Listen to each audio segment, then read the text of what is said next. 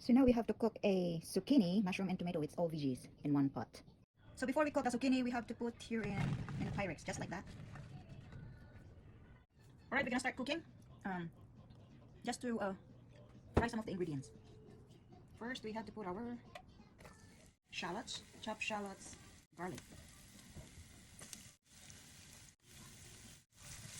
Saute until fragrance. And then we're gonna put our tomatoes, chopped, sliced tomatoes.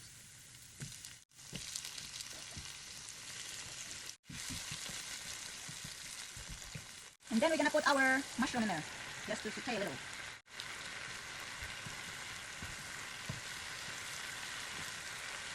And then we're gonna put our chopped cilantro on top.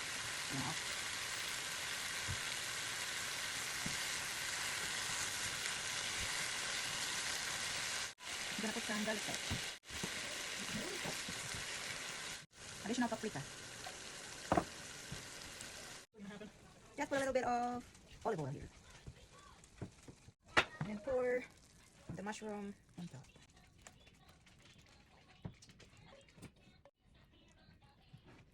Alright, it's assembled, and I will put some cheese on top.